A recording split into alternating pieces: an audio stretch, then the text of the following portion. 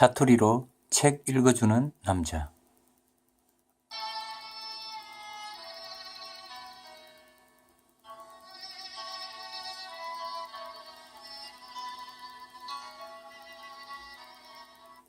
칼빈의 기독교 강요.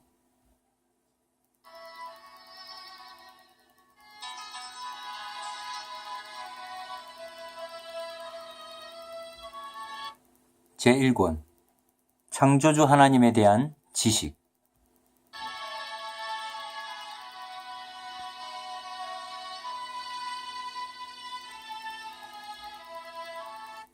제1장 하나님에 대한 지식과 우리 자신에 대한 지식은 서로 관계가 있다. 그러면 어떻게 두 지식이 상호 연관될까?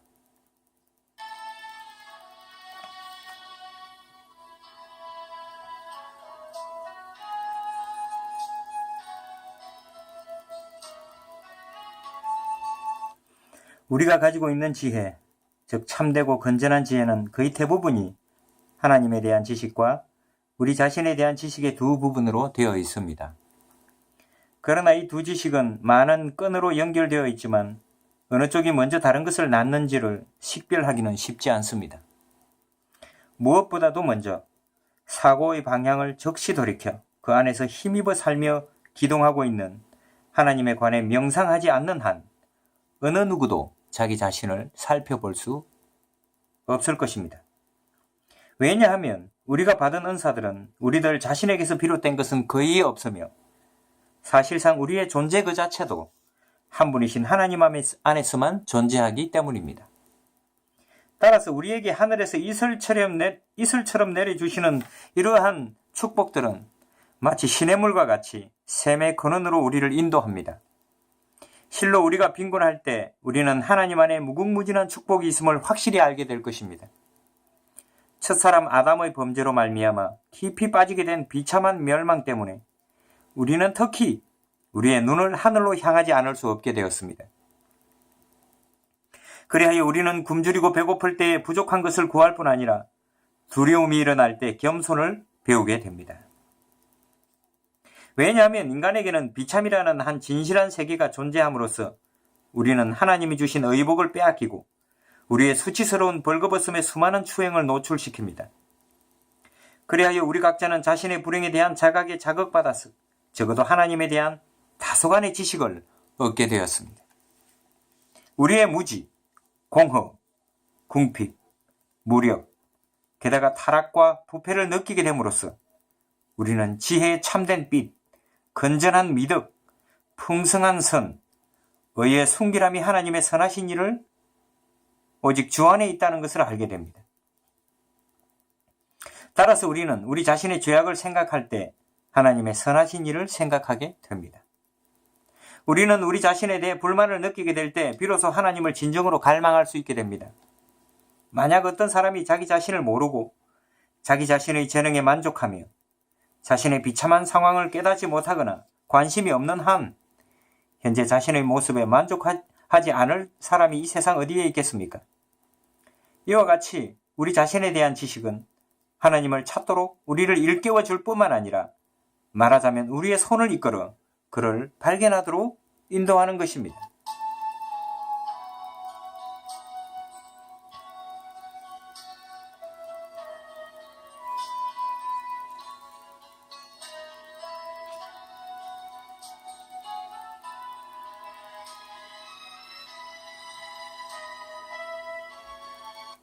한편 인간은 먼저 하나님의 얼굴을 바라보고 그 다음에 그분에 대해 묵상하며 자기 자신을 검토하지 않는다면 자기 자신에 대한 참된 지식을 얻을 수 없다는 것은 확실한 일입니다. 왜냐하면 우리들은 명백한 증거에 의하여 우리의 불의, 더러움, 어리석음과 불순함 등을 확신하게 되지 않는다면 항상 스스로에게 의롭고 정직하고 현명하고 신성한 것처럼 보이게 되기 때문입니다. 이러한 교만은 우리들 모두에게 생리적인 것입니다. 더욱이 우리가 우리 자신만을 바라보고 판단의 유일한 표준이 되시는 하나님을 보지 못하는 한 그와 같은 확신을 가질 수가 없습니다. 왜냐하면 우리는 모두 나면서부터 위선에 치우치는 경향이 있으므로 참된 의 자체를 대신하는 의의 어떠한 텅 빈 외관일지라도 우리를 충분히 만족시켜 줄 수가 있기 때문입니다. 그리고 우리 안에나 우리 주위에 있는 것들 가운데 극히 부도덕한 죄에 물들지 않은 것 같이 보이는 것은 하나도 없기 때문에 우리가 우리의 정신을 인간 부패의 범위에 제한시키는 한 조금이라도 덜 더러운 것은 마치 그것이 가장 순결한 것처럼 우리를 즐겁게 할 수 있습니다. 그것은 마치 검은 물체 외에는 아무것도 보이지 않던 눈에는 희끄무리한 색이나 거무스레한 색마저도 아주 흰색으로 보이는 것과 같습니다. 사실 영혼의 능력을 평가하는 데 있어서 우리가 어느 정도까지 속고 있는가 하는 것은 육체의 감각으로 훨씬 더 명백하게 구별할 수가 있습니다. 만일 우리가 대낮에 땅 위를 내려다보거나 혹은 우리 시야에 들어오는 사물들을 둘러본다면 우리 자신이 아주 강하고 예리한 시력을 갖고 있다고 생각할 것입니다. 그러나 우리가 태양을 올려다보고 이를 똑바로 응시한다면 땅을 볼 때 그렇게 좋았던 시력은 태양 광채 때문에 적각 무뎌지고 혼미해지고, 따라서 지상의 사물들을 바라볼 때 예리한 시력도 태양을 볼 때는 아주 흐려진다는 것을 인정하지 않을 수 없게 됩니다. 우리의 영적 은사들을 평가하는 데 있어서도 이와 마찬가지입니다. 즉 우리가 우리의 의, 지혜, 덕에 아주 만족하면서 이 세상의 너머를 바라보지 않는 한 우리는 스스로를 극단적으로 축혀 올려서 자신을 반신적인 존재로 여길 것입니다. 그러나 우리가 일단 생각을 하나님께 향하고 그가 어떤 존재인가를 생각하며 우리의 규범이 되어야 할 그분의 의와 지혜와 능력이 얼마나 완전한가를 생각하기를 시작한다면 전에 의라는 가면을 쓰고 우리 안에서 즐거워하던 것이 가장 사악하고 추한 것으로 변할 것입니다. 또 지혜라는 이름으로 우리를 그렇게 감동시켰던 것이 가장 어리석은 것으로서 역겨워질 것입니다. 능력의 얼굴을 하고 있던 것은 가장 비참한 무능력자임이 입증될 것입니다. 이와 같이 우리에게 가장 완전한 것 자체처럼 보이는 것들도 하나님의 순결에 비하면 구역질 나는 것들입니다.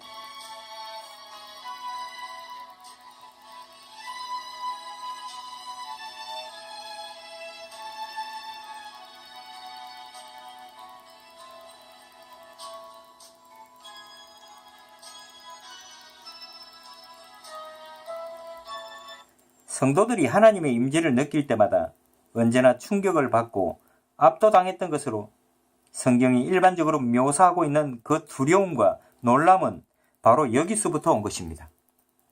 그래서 우리는 인간이 하나님의 임재를 모를 때는 굳건히 그리고 꿋꿋하게 서 있지만 하나님의 영광이 나타나면 죽음의 공포에 휩싸인 것처럼 전율하고 경악하여 비참해지는 것을 볼 수 있습니다. 사실 그들은 하나님의 영광에 압도되고 거의 혼비백산이 된 것입니다. 결국 인간은 하나님의 위엄과 자신들을 비교해 보기 전에는 결코 자신의 비천함을 충분히 자각하지 못하고 깊이 느끼지 못한다는 사실을 알 수 있습니다. 더욱이 우리는 이러한 놀라운 사건의 신뢰가 사사기와 예언서에 무수히 있다는 것을 압니다.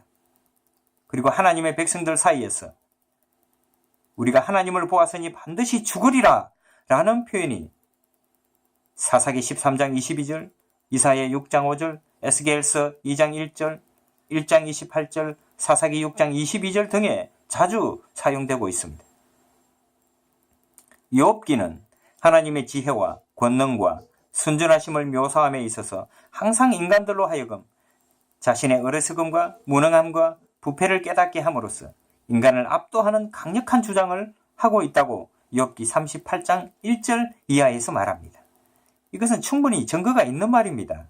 왜냐하면 우리는 아브라함이 하나님의 영광을 보기 위하여 가까이 나아갔을 때 자신이 흙이요 티끌에 불과함을 더 분명히 인식하게 되었다는 것을 창세기 18장 27절에서 볼 수 있습니다. 그리고 엘리야도 얼굴을 가리우지 않고는 하나님께 가까이 다가서는 것을 감당할 수 없었음을 우리는 성경에서 읽게 됩니다. 열왕기상 19장 13절 말씀에도 하나님을 본다는 것은 이렇게 두려운 일이라고 되어 있습니다.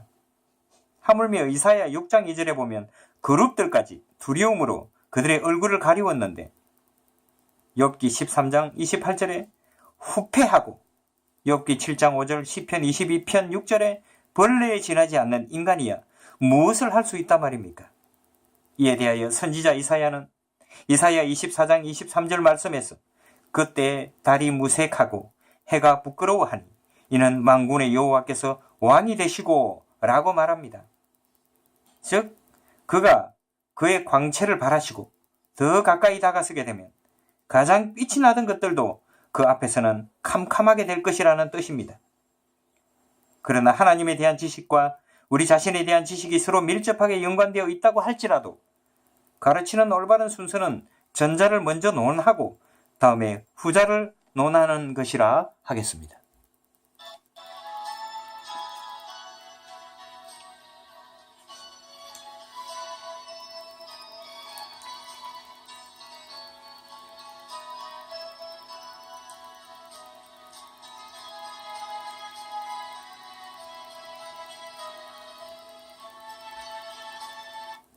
제2장 하나님을 안다는 것은 무엇이며 이 지식은 무엇을 목적하는가?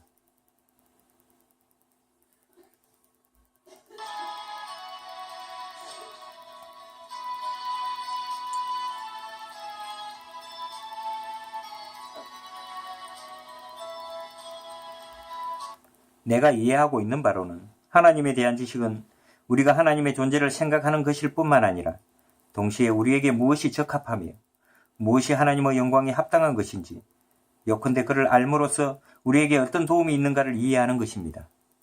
정확히 말하면 사실상 종교나 경건이 없는 곳에서 하나님을 알 수 있다고는 말할 수는 없을 것입니다. 나는 여기서 타락하고 저주받은 인간이 중보자 그리스도 안에서 구속주 하나님을 이해하는 그런 종류의 지식에 대하여는 아직 언급하지 않으려고 합니다. 다만 나는 아담이 의로운 상태로 남아 있었더라면 바로 그 자연의 질서에 따라 우리를 인도했을 근본적이고 단순한 지식에 대해서만 언급하겠습니다. 오늘날 같은 인류의 파멸 상태 가운데에는 아무도 중보자 그리스도께서 우리를 하나님과 화목시키기 위해 오시기 전까지는 하나님을 아버지로나 구원의 주로나 또는 어떤 면으로든 호의적인 분으로 경험하지 못했습니다. 그럼에도 불구하고 우리의 창조주이신 하나님께서 권능으로 우리를 양육하시며 그의 섭리로 우리를 다스리시며 선하심으로 번성케 하시며 모든 종류의 축복을 우리에게 주신다는 것을 아는 것과 그리스도 안에서 우리에게 베풀어 주신 화해의 은총을 수락한다는 것은 전혀 별개의 문제입니다.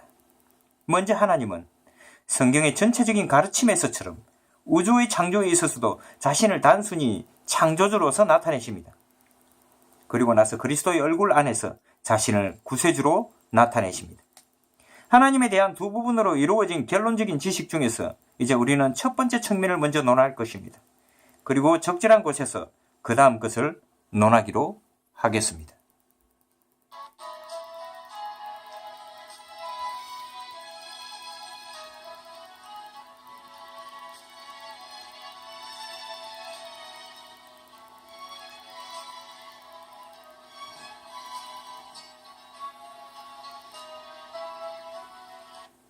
더욱이 우리의 마음이 하나님께로 영광 돌리지 않고는 그분을 이해할 수 없지만 그가 모든 선의 원인이며 우리가 오직 그에게서만 모든 것을 구해야 한다는 것을 깨닫지 못한다면 모든 사람이 영광과 찬양을 드려야 할 한 하나님이 계시다는 것을 아는 것만으로는 충분하지 못할 것입니다.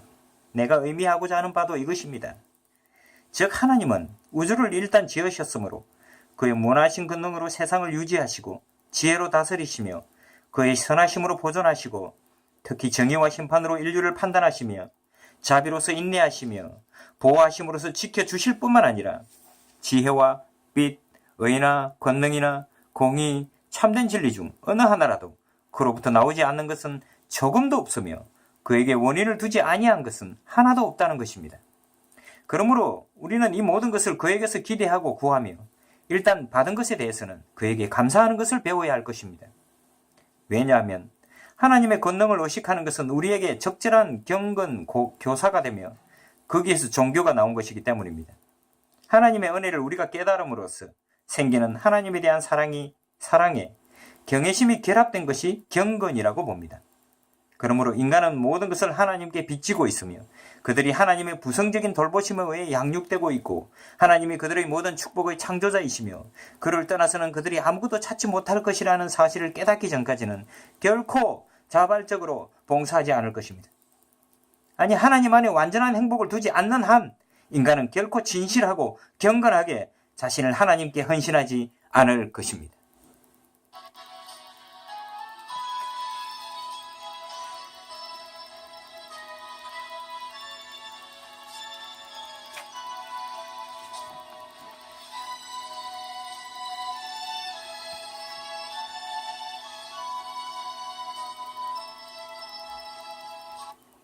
하나님은 과연 어떤 존재입니까? 이런 질문을 하는 사람들은 다반 사변으로 장난하고 있는 것입니다. 우리에게 더욱 중요한 것은 하나님의 본성은 무엇인가, 또 무엇이 그의 본성에 일치하는가를 아는 것입니다. 에피큐러스가 말한 것처럼 세상 돌보는 일을 제쳐놓고 자신의 안일 속에서 즐기고 있는 그런 속성을 가진 신을 믿는다고 고백한다고 한들 무슨 유익이 있겠습니까? 요컨대 우리가 신과 아무 상관이 없다면 그를 안다는 것이 무슨 소용이 있겠습니까? 오히려 먼저 하나님에 대한 우리의 지식은 우리에게 하나님에 대한 두려움과 경외를 가르쳐주는 데 도움이 되어야 합니다. 다음으로 우리는 그 지식을 우리의 안내자요, 교사로 삼고 모든 선한 것을 하나님에게 구하고 그것을 받은 다음에는 그것을 또한 하나님에게 돌려드려야 한다는 것을 배워야 할 것입니다. 그런데 당신은 하나님의 손으로 지으심을 받은 자이기 때문에 창조의 권리에 따라 하나님의 명령에 복종해야 한다는 사실, 자신의 생명을 하나님께 받았다는 사실, 그리고 일과 계획을 하나님께 돌려드려야 한다는 사실을 즉시 깨닫지 못한다면 어떻게 하나님에 대한 생각이 당신의 마음에 스며들 수 있겠습니까?